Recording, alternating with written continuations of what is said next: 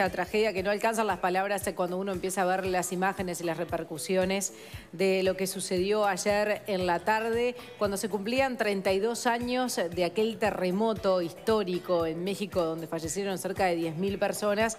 Estas son las imágenes de lo que pasaba ayer, 15 días después del otro terremoto. Este tuvo 7.1 grados en la escala de Richter y sacudió México. Dejó, hasta el momento, las cifras son 217 personas fallecidas, pero todavía están las tareas de rescate. Hay mucha gente que quedó atrapada en los escombros y se están buscando también desaparecidos. Hoy por hoy hay muchos edificios, Jaime, que fueron reconstruidos tomando en cuenta esto después del 85, que se sacudieron pero no se cayeron, pero también las redes sociales y la tecnología ha ayudado a que mucha gente sepa si sus familiares aparecieron o no. Sí, se han disparado toda forma posible de contacto con la gente que vive en México. Lo cierto es que si bien en intensidad este terremoto fue menor que el del otro día, el de hace 15 días al que hacías referencia, Nole, lo cierto es que este cayó en una zona habitada, densamente poblada de la capital. El otro había sido en el estado de Chiapas.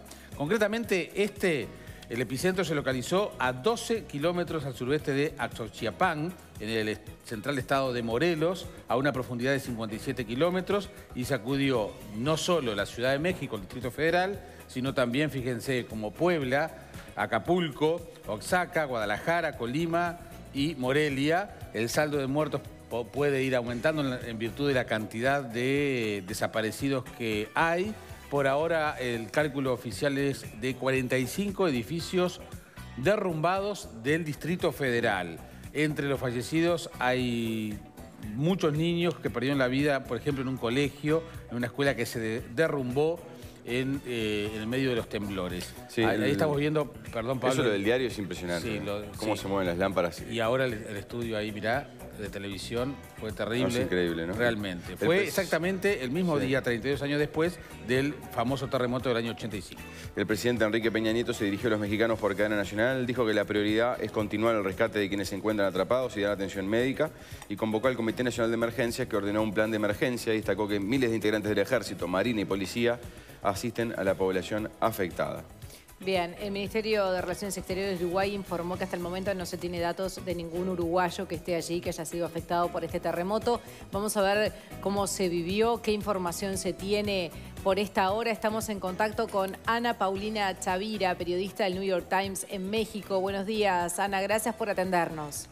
Hola María, ¿qué tal? Buenos días. Buen día. Buen día. Bueno, Ana, nosotros más o menos estábamos haciendo un resumen de lo que se sabe aquí. ¿Qué información tienen de último momento y cómo están tratando de vivir estas horas posteriores?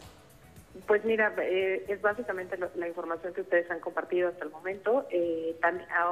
Una labor que me gustaría destacar mucho es la solidaridad que ha habido entre todos los ciudadanos de esta capital, que es en donde yo me encuentro, en Ciudad de México. En cuanto terminó el sismo, la gente empezó a ayudar en los lugares en donde era necesario. Durante toda la noche se han estado llevando a cabo las labores de rescate. Como ustedes mencionaban, hay 44 edificios derrumbados en Ciudad de México, que es una gran diferencia en comparación a lo que pasó en 1985, gracias precisamente también a los cambios que se hicieron en las normas de construcción. Y bueno, pues la gente ha estado en las calles tratando de ayudar con lo que puede, como puede.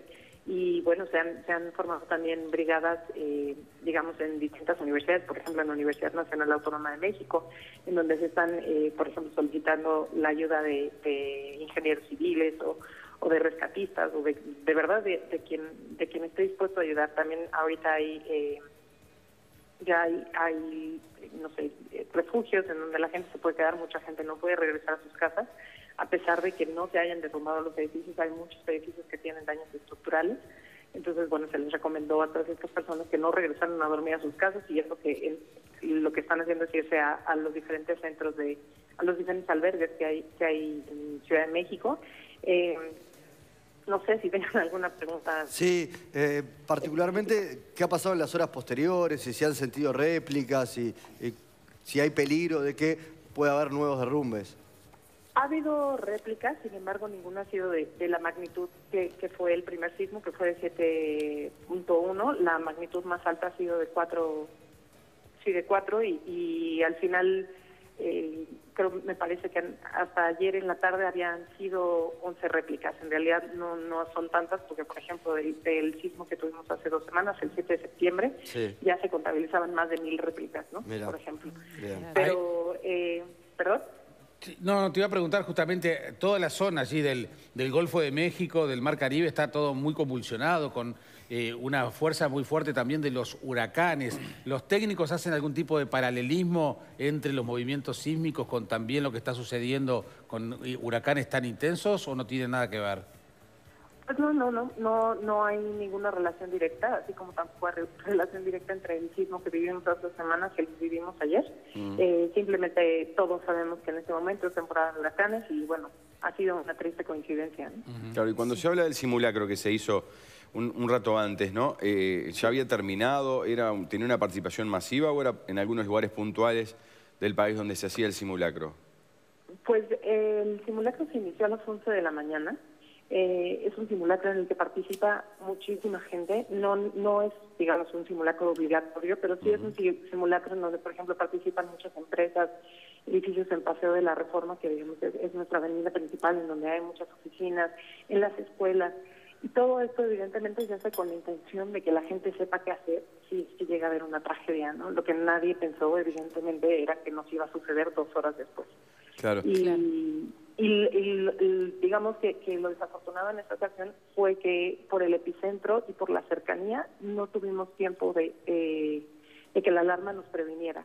Claro. Fue muy cercano al epicentro, entonces no hubo realmente mucho tiempo para que la gente pudiera salir o llevar a cabo, digamos, el protocolo que normalmente se lleva si es que tenemos un sismo con su epicentro en Guerrero, ¿no? Que es donde están las alertas sísmicas conectadas y que normalmente es un sismo de este tipo, de este origen, son los que activan la alarma. Y Ana, ¿a vos dónde te tocó? ¿Qué estabas haciendo en el momento del terremoto?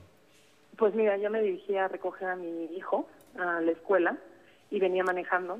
La verdad es que fue muy, muy intenso. Yo viví el de 1985, era muy pequeña, pero era un recuerdo que tenía muy vívido. Y el de ayer fue una cosa impresionante porque verdaderamente era muy intenso. Evidentemente para todos los que estamos ha ido mucho tiempo, ¿no? Más del que cualquiera quisiera. Y pues mucha gente también muy asustada porque precisamente tenemos ya esta memoria de lo que fue. Sin embargo, bueno, pues afortunadamente creo que también cada vez tenemos más conciencia, mucha gente cerrando, por ejemplo, llaves de gas. En la zona en la que yo estaba había muchas fugas de gas al momento. Conforme pues fue pasando el tiempo, pues eso se fue controlando, pero sí hubo, por ejemplo, en esa zona sí hubo al menos hasta ahora se saben como unos 2 edificios caídos, ¿no? Entonces sí fue muy fuerte. Bien, Ana Paulina, ayer el presidente Peña Nieto había pedido que no salieran a las calles. ¿Cómo continúa hoy la jornada? ¿Cuáles son las recomendaciones? Ahora son las 6:15, ¿no? Es muy temprano todavía. Sí, son las 6:15 de la mañana, apenas estamos otra vez como retomando actividades. La recomendación sigue siendo la misma específicamente porque, claro, ayer, en momentos después del terremoto, la gente lo que quería era, pues, no sé, ir por sus hijos o ir a sus trabajos o regresar a sus casas. Y mucha gente salió a las calles, pero también mucha gente, al ver cómo estaba, porque pues, sí, el tráfico era muy impresionante, mucha gente dejó sus automóviles en donde estaban y se fueron caminando, se fueron corriendo como pudieron, ¿no?